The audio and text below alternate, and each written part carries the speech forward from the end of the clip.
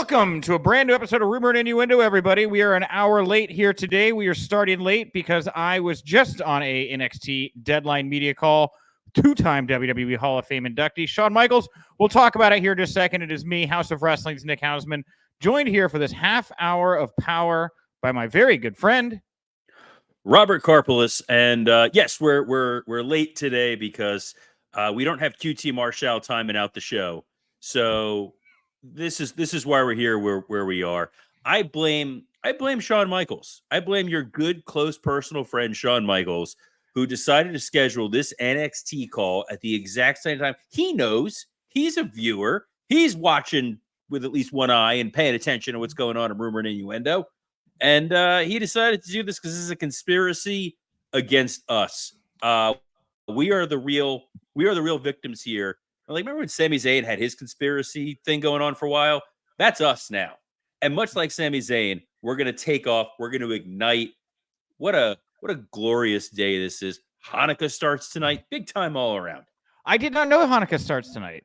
Mazel. Yes, Hanukkah starts this evening. Very exciting time here. And if you want to get me a Hanukkah present, what you guys can do is use the hashtag RIPod and tell the world that you want next Wednesday to see Nick Hausman live on air drink a Woo energy drink for our Woo Wednesday challenge. Hashtag RIPod. Tell everyone you want to see Nick Hausman drink some Woo energy. Yes, and so on that, if you do want to be a participant in the show, of course, use the hashtag, but the comment section is open as well. Our good friend Coach Keith Morrison over on YouTube saying better late than never. Thanks for tuning in here. Joseph saying I farted. Thanks, Joseph. Really appreciate that. If you want to jump into the comment, Robert looked like he wanted to say something in disgust, and then he didn't say anything. Joseph, a good guy, he's a Wrestle Roast listener. So I know that he's an intelligent guy. He's got a lot of good insight. We gotta stop with the flatulence stuff, guys. Vince is not here. We know where Vince is, and we're going to talk about it a little later in the show. That's right. We're going to talk about Vince. Is that for a segue? That's a great segue. You nailed it. Yes, that we're going to talk about Vince's WWE role at the moment. We got updates on Kyle O'Reilly and Andrade. We'll talk Dynamite later in the show as well, and we got a couple other small items to get to. But before we do, are we going to talk about Billy in the CW as well? I think. Well, if we have time, we'll get to Billy in the CW at the end of the show. But I guess we are an hour late. We got to readjust. Yeah, we got to readjust. You know, you never know how it works here. Billy, my close personal friend Billy Corgan and I, we'll see if I have time for him at the end of the show. I wanted to talk real quick at the top, since it did just happen, the Shawn Michaels media call. The couple things off the top of my head here that popped out of me. The Wesley injury, the decision for him to be pulled off of NXT deadline was a last-minute decision, so this was something that caught them off guard. They threw together the Dragon Lee Rey Mysterio angle. Basically, Shawn said, playing into the history that they have, it wasn't too difficult of a call. And he also reiterated that this was Wesley's decision to be pulled from deadline. He was in too much pain. He didn't think he could compete. It was a very difficult decision. And, I mean, that explains why we saw that real raw emotion that we got on Tuesday night, because this was a guy who was put in a position to make that very tough decision. The big takeaway there is that it was Wesley's decision, and you have to be very happy with where the industry is in 2023, that guys feel comfortable enough to say, I'm physically not in a position where I can perform. I'm going to step away. The company is going to support him, and he feels like I'm going to be able to come back when I'm healthy and be able to contribute. Guys in the past felt they needed to work through injuries. Saying you were hurt, saying you needed time off, saying you needed surgery was a sign of weakness, and you may lose your spot. I think this speaks volumes about at least how NXT is being run under Shawn Michaels. Yeah, very heartened to hear, that they let this be in Wes's hands, and I thought the same thing. It's a good thing they didn't treat him like the elephant at the circus and force him to go in there, catch a peanut, and stand on his back legs. But, of course, the other big thing coming out of this show, or coming out of this media call, I had a chance to ask Shawn anything I wanted, but the last time I was on a media call with Shawn was right before Halloween Havoc.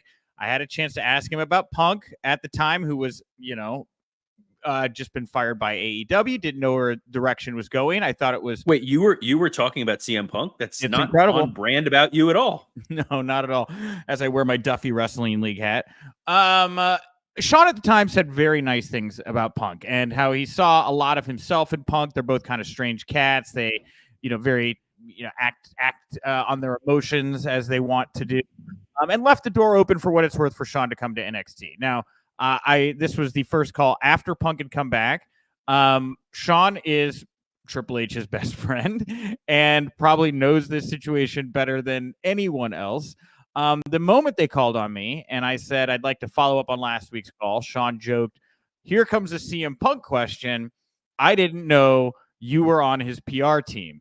And that got a big laugh from everybody on the call. I thought it was great. I told him I'd take the compliment. But it's a good question, right? As we continue to stay on top of this story, Sean took it. And he was very honest. He gave a very nice answer. He said he didn't think it was a tough decision at all from WWE to bring this guy back into the fold. He thought it was the best thing for business. He wasn't surprised by it. Of course, he'll welcome back in NXT. And the thing that seems to be getting the most attention from his response is he said he was happy that Punk was able to leave companies before on his own terms because that makes it easier to have closure and move on to the next thing. A lot of people say, did he leave on his own terms? They fired him. But I see other people, and kind of from the perspective that I think Sean was coming from, saying that Punk was already done when they fired him, right? In WWE, he don't want to be there anymore. He was telling him, fire me. AEW, I don't think he could have screamed from the rafters any louder. I am done here. Please fire me. Once this man was terminated both times, he got what he wanted and in this situation, look, as I've said, doesn't look like he had a non-compete clause. Could have showed up on the Raw after All Out for all I know, right? Didn't do that. They waited a little bit of time, put a little smoke on it, brought him back, and there you go. And at the end, Sean apologized for ribbing me, and I said, that's fine. Your Reddit come to life. You are also Shawn Michaels, but you are also Reddit. And he laughed at that. And then we ended it. There's an 80% chance Shawn Michaels has no idea what Reddit is. That's okay, but that's what I thought that's the dichotomy. I thought that was a good dichotomy, right? He's Reddit and Shawn Michaels. I like that there's now a will they, won't they with you and Shawn Michaels. I mean, this is now kind of the undercurrent. Whenever there's a future NXT call, is what's going to happen with Nick and Shawn? Well, here's the thing. I don't just always ask about Punk. This one made sense because I had asked about Punk on the call before, and this was a follow-up now that Punk was back, whatever. I don't think I'll be asking about Punk on the next call, but then again, we'll see where the cards lie at the time. Yes, so far it's been 2 weeks in, and I posted this on Twitter. I said it's 2 weeks in and CM Punk still works for WWE. The hell with Hanukkah. This is the real Hanukkah miracle, guys. It's 2 weeks in, and Hunter has yet to fear for his life from the actions of one CM Punk. God, what would it take for Punk to put Hunter in a position where Hunter fears for his life? Would love to see that scenario. Well, one man who Punk had issues with that is no longer in a position of creative power, at least in WWE, is Vince McMahon. Of course, when Punk left initially 10 years ago, had a lot of shots at Hunter, had a lot of shots at Vince, has since taken many shots at Vince, old man, all kind of stuff. Sports Illustrated did a report yesterday about Vince McMahon, saying that he has no plans to leave WWE. And the reason it seems they felt the need to clarify this is because Vince just recently sold $700 million in TKO stock. That's 25% of the TKO stock he sold. Had a lot of people wondering, why is Vince McMahon selling? Is he upset that they took him out of creative power? Is this some kind of retribution? The reason we're being given here for why Vince did this is because for some unexplained reason, Vince needed a lot of cash on hand. He needs a lot of liquid cash on hand. And it was also noted that even though he's not in creative, he's taking assignments from Ari Emanuel, whatever that means, and executing on them. I want to focus. We'll get to the Ari assignments here in just a moment. I want to focus on this need for cash. This has got to be because of the SEC DOJ investigations. The guy got handed a federal grand jury subpoena about a month and a half ago. This man has to be taking on legal fees by the day, I would have to imagine right now. Yeah. Yeah, when I saw that report that they just said you need an extra 700 mil lying around because the holidays are coming up and you want to get something really nice for Shane because that's better than having to talk to Shane.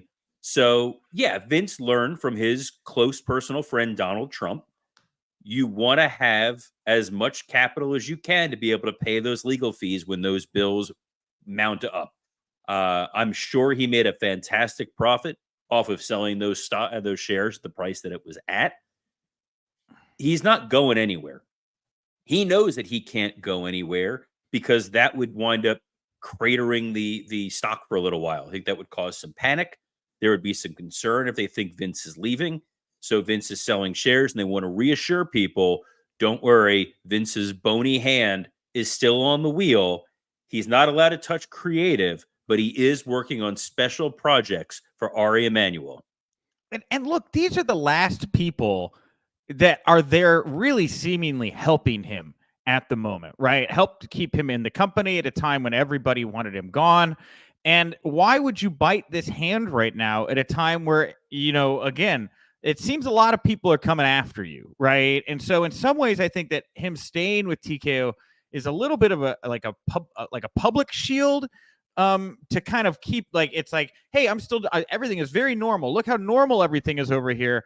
If you take that normalcy away, all you have is just you're just mired in lawsuits and controversy and all these other stories you don't want. So I'm with you, man. I think this guy clutches to WWE as long and as hard as he can for a variety of reasons. It's his baby. I can understand why you don't want to give that up. I can understand why TKO sees value in keeping him around without actually giving him much to do. I kind of imagine he's now like Buster on Arrested Development, where they're giving him special projects where they're like, Mr. McMahon, we want you to walk around the building and we want you to count how many times you see the WWE logo. And he's got Laurinaitis behind him with a notepad and he's just walking there, stroking as much. I see 700. And then he sends it to Ari. Ari's like, great job. Here are some jelly beans. Thank you so much. Yeah. Here's the thing. If Buster was capable of working with war criminals, I think that would probably be more apt because it seems like the assignments that Ari Emanuel is giving Vince McMahon are more things like, hey, like MBS, can you go call him for us and get us a huge sack of cash? Hey, we've got some UFC guys that are mired in horrible stories. How would you kill these stories, Vince? Would you bribe someone? Would you pay someone off? How would you handle this horrible internal drama we're dealing with right now, Vince? That's when he pulls out the Snuka playbook. I'm joking. I'm kidding.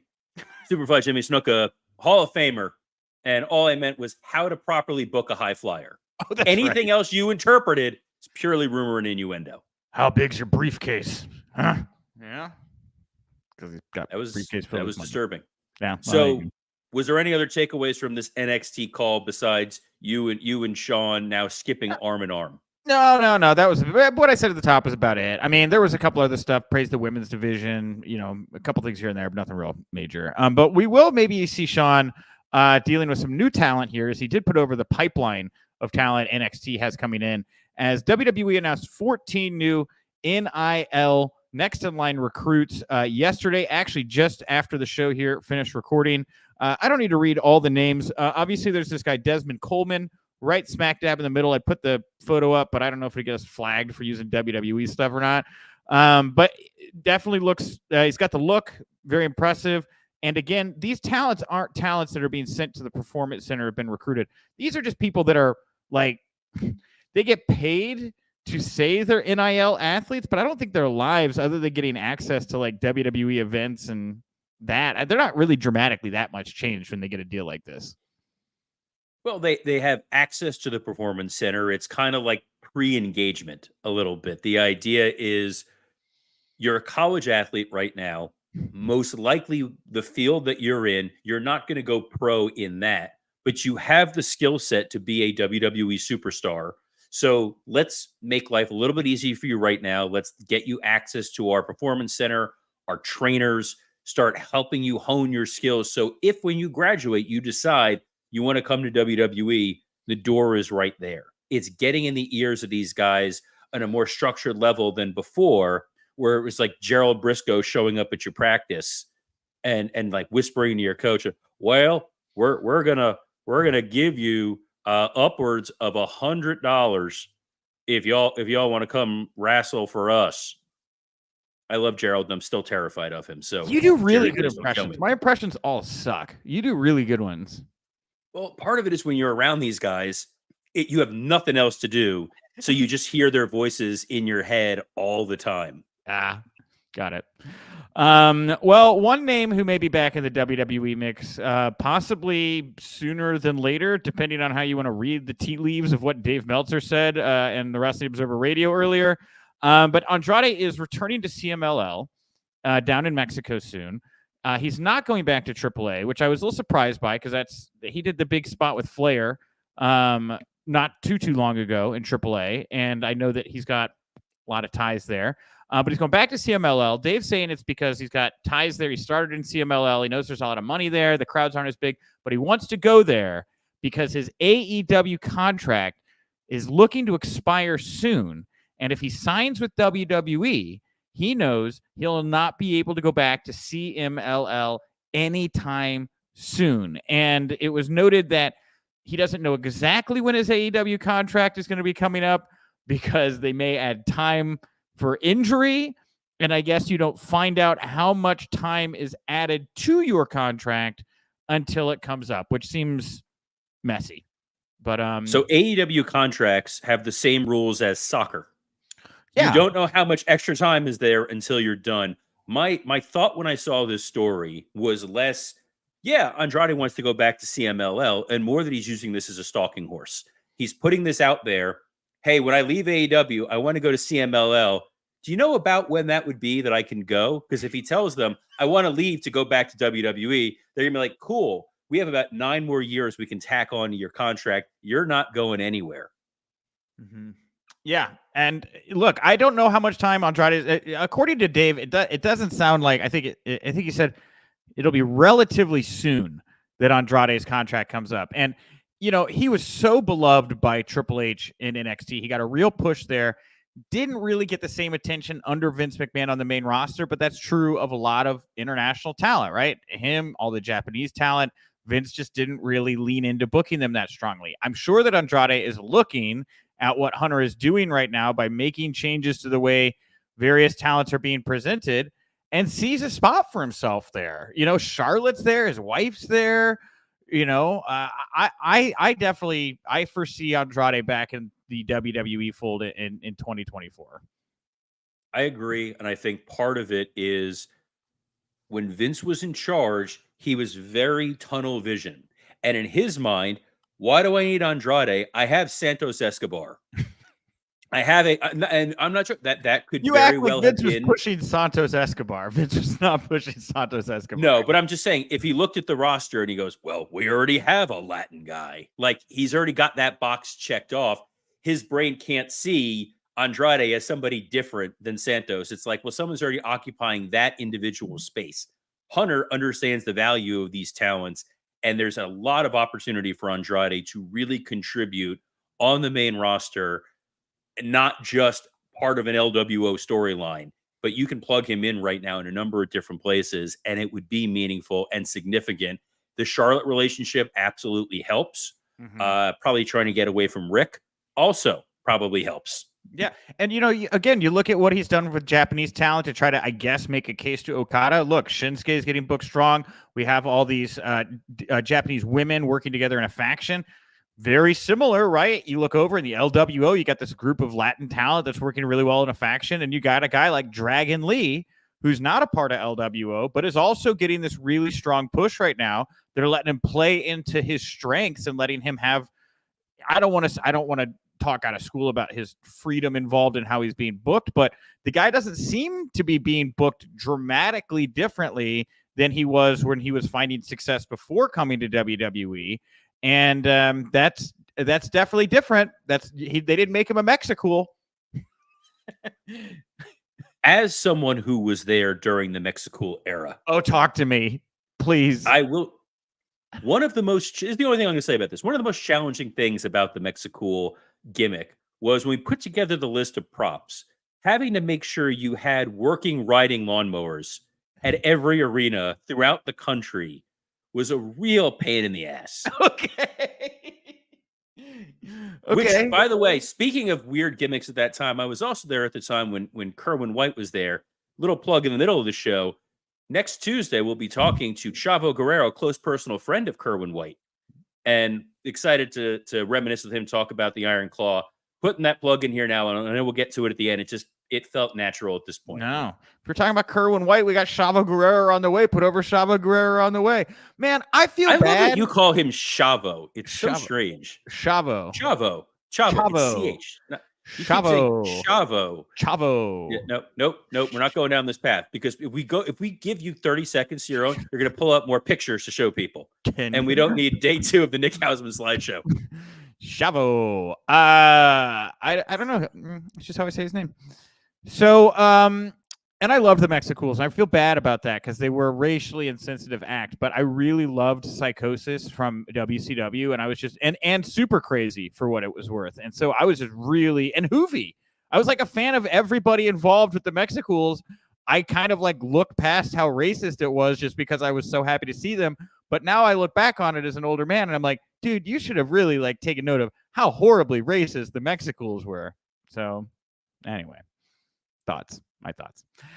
Kyle O'Reilly, Fightful of Sane, has been backstage. What? That was a good transition, Nothing. Right? It was a great transition. Thank you. Kyle O'Reilly. So the Mexicools used to come out in the landscape attire, and it was a bad idea. Kyle O'Reilly most likely coming out in one of those devil attires last night on Dynamite. Dude, I read this report, and I was like, I read this too. And I read this report, and I was like, did Sean just give it away? Because like I don't think that this is a detail, and I could be wrong because Sean has very good connections at AEW, and maybe they did want this floated out there, but like, and it's not. There's really not much to this report. Kyle O'Reilly has been backstage, and he looks like he's ready to return to action. There were other words in that report, but it all boiled down to about 8 words right there. And the reason I say that I don't know that AEW wants this out there is because the guy is he's just backstage. He's not being used on TV. Right. And like, I don't know that they want out there that this guy is like appearing at shows because, dude, it is like of the list of potential people that could be these masked AEW devil figures, Undisputed Era, and the Kingdom, top of the list. I wrote a little piece yesterday on the site about this particular story, and I was like, well, Adam Cole has ties to both.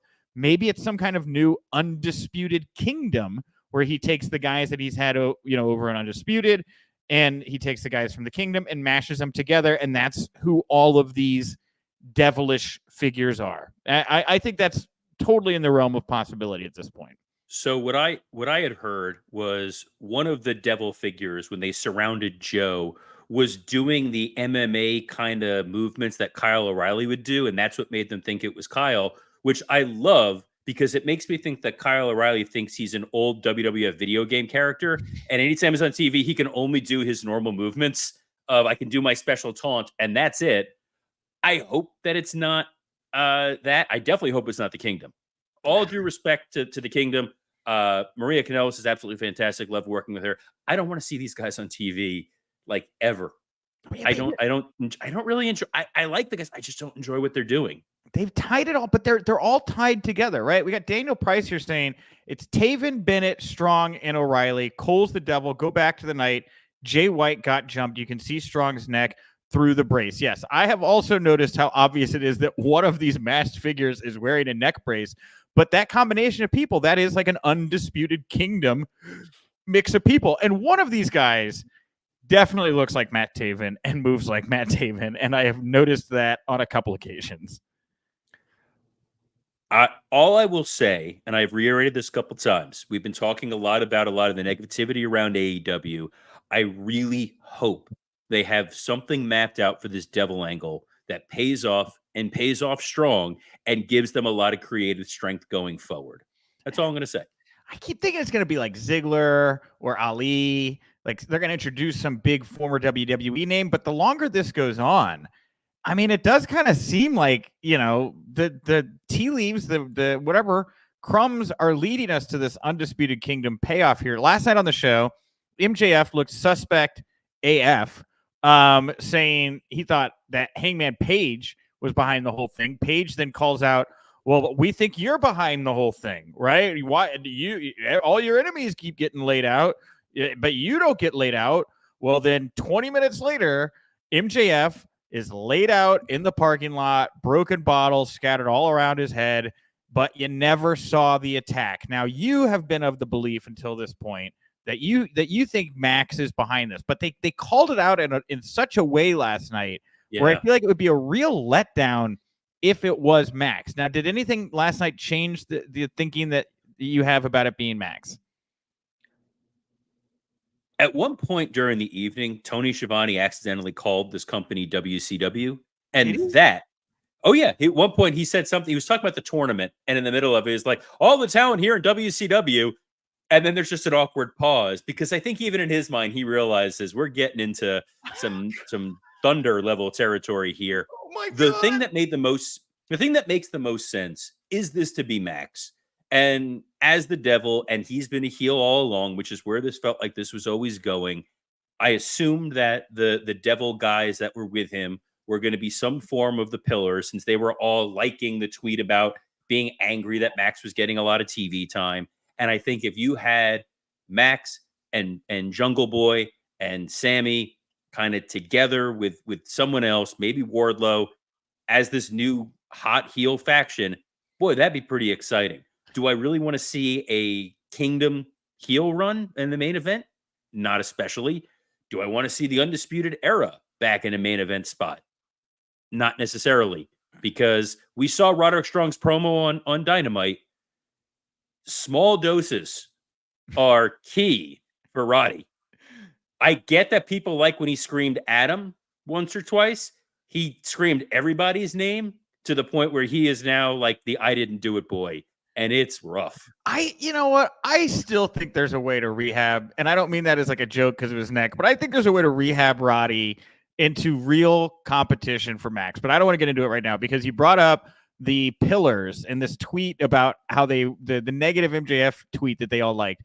If it does turn out to be the Undisputed Kingdom era, whatever you want to call it, those talents liking that tweet that is speaking negatively about MJF certainly deserves a second look, because those tweets, that tweet that was liked by Britt and Jack and Sammy came at the same time we're learning about Bryan Danielson fining people for things that they have negatively tweeted about the company on Twitter. Now, is liking a comment that is negative about the company or its key performer an unfinable offense? Is that a way around the gate that they've been put in where they can't tweet negatively about how they feel, but they can all choose to like a tweet that maybe says something that they do feel about the situation backstage in AEW?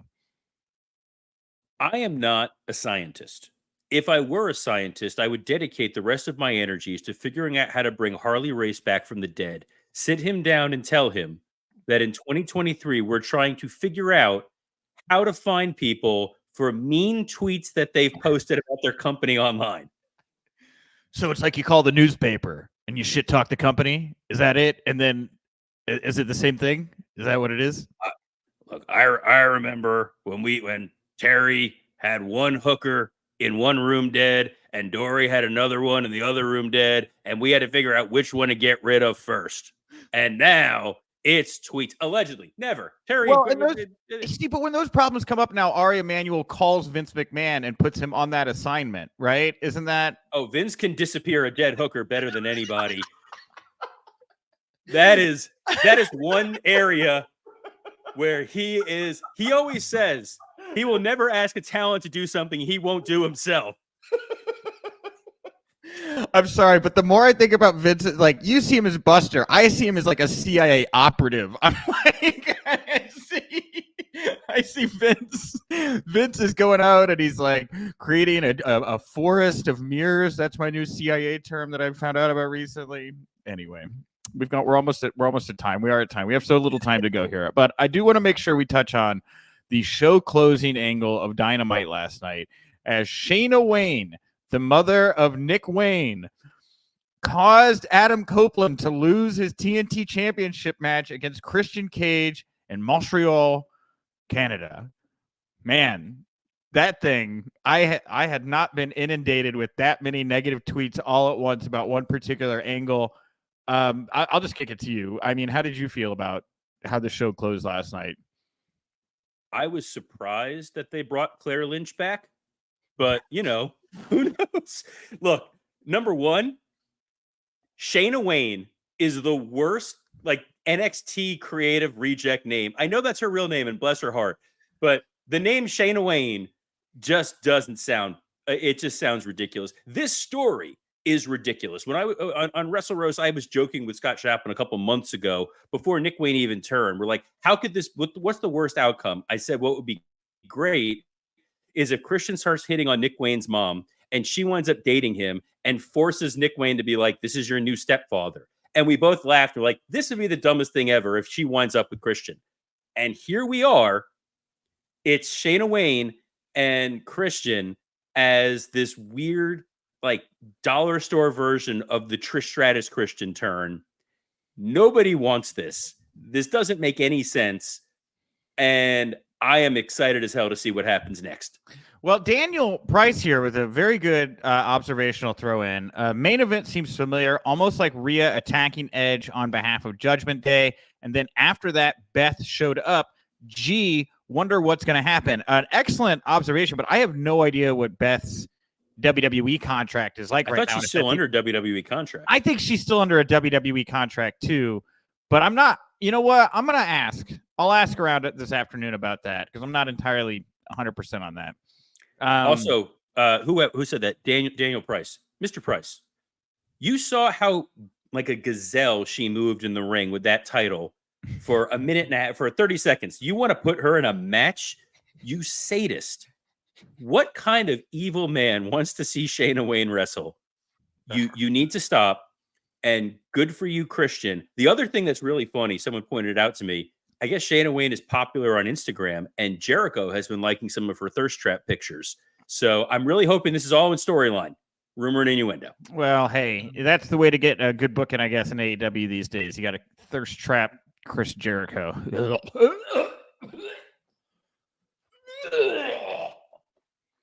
Sorry about that. I will real quickly here say Rio came back. She confronted Tony Storm after Sky Blue. By the way, great job, Ben Mankiewicz. I think I got his last name. Ben Mankiewicz. Man, yes. I sat for 30 seconds attuned to my television set watching this man attempt to make AEW sound like some kind of classic cinema. It was wonderful. Yeah, Ben Mankiewicz is incredible. Whoever wrote that, produced that for him was dynamite, no pun intended. And I'm glad that Kevin Sullivan is gone because, boy, they really nailed that moment in the middle of the match when Tony Storm was supposed to go black and white. Just solid. That looked just fantastic. Lastly, well, there's going to be 8 more shows in Canada next year. That was announced. But the last item is next Wednesday night. And I guess on Thursday. They're doing 8 shows in Canada next year? Next year, yeah. They put out a press release. Did they see the numbers that they did for Collision on Tuesday? Robert, it's just what's happening. I just report the news. Go over to housewrestling.com. You can find more about it. But the last item I wanted to bring up here, because I'm sure you have some opinions, because I believe you've worked with 2 of these guys. Kevin Ross and Marshall Von Erich are going to be showing up in Dallas next Wednesday night on Dynamite. This is a couple weeks before the Iron Claw will be hitting cinemas, and it'll be the first time that Ross and Marshall, I believe, will ever have appeared on WWE or AEW television. Now, I am a big fan of these guys. I've gone to a lot of MLW shows. They give you the classic Von Erich, wild Terry Funk style brawl that you like. They can fly if they need to. What do you think about them popping up next Wednesday night? And do you see a fit for them in the AEW landscape, or is this a one-off? I mean, AEW has a thing where they bring a lot of people in, and then they just sort of vanish into what I will now call Griff Garrison land. So I can very easily see them bringing the Von Erichs in, having the relationship possibly using them, and then they just kind of drift in and out. I think WWE's had a number of opportunities to take a bite of the apple and sign those guys. I don't know why they haven't. So this may be an AEW windfall, and I'm excited to see Kevin back on TV. I did work with Kevin. I think everybody has a Kevin Von Erich impression that's worked with him, but this is now the time to take advantage of the Von Erich name. Though it is a little weird that they're going to be on promoting a movie that's basically pro wrestling destroyed our family. Here's the next generation. Let's see what happens. Well, Headlock Heel aptly pointing out Warner Brothers Discovery purchased A24 Studios, which did the film. So it's going to be streaming on Max, which is true. And it just seems like network promotion. And yeah, I don't know why Ross and Marshall aren't in WWE either. I think they would fit way better in NXT than AEW. Maybe it had to do with them trying to get through this promotion for Iron Claw. Maybe, I don't know. Maybe Warner has interest in these guys. But after this movie's over, if we don't see one of the two big companies pick them up, I don't really know what the future holds for them. I know they really enjoyed Japan, but the goal for them to go around the world and wrestle all these places, from what I was told, was to make sure they were ready for television when they got to the States. So, if they don't get picked up early next year, I don't really know what the future holds for Ross and Marshall, if I'm being fair, if I'm being honest. That's kind of the same thought I have. I feel like in a lot of ways they are can't miss, and yet we haven't seen them land anywhere. So we'll see. I think there's a number of talent that are out there. We've seen it with Harry Smith, was a guy who really had it all. And yes, he had that one opportunity in WWE. He's never made it back to the company. There's always been rumors. He did, but they didn't use him. And I have a feeling Correct. I know why. I don't want to say it out loud because it's not. I don't want to. But I have a feeling I know why they hired him. They didn't put him on TV, and then they let him go. I'll tell you off the air what I think happened. Well, we'll see about that. But at the very least, it'll be great for AEW next week to do more of that synergy. We talked about it with Ben Mankiewicz this week and TCM. Be good corporate stewards. And if you do that, it's going to help you when it comes time for your new TV rights deal. All right, everybody, that brings us overtime today. We had a little bit of an overrun on today's episode of Rumor Innuendo, but we'll be back tomorrow, Friday, to close out the week at our normal time, noon Eastern. I'm so sorry we didn't get to announce the time change yesterday. I did not realize that the Shawn Michaels call went at the same time as the show until the absolute last minute, so I apologize.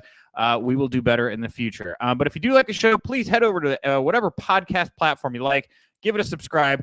Give it a nice comment. The comments are great. We've been getting some wonderful comments. We'll read some more tomorrow on the show to wrap up the week. And, of course, next Tuesday on the show, we will have Chavo Guerrero in the house talking all about the Iron Claw. I guess we're going to talk about Kerwin White maybe a little bit here on the show next Tuesday. And since the comment section never closes, you all will be able to ask Chavo questions on your own as well. I'm Nick Hausman at Nick_Hausman. Go check out House of Wrestling, HAUS of Wrestling.com. Robert, take us home. And I'm Robert Karpeles. Best of luck in your future endeavors.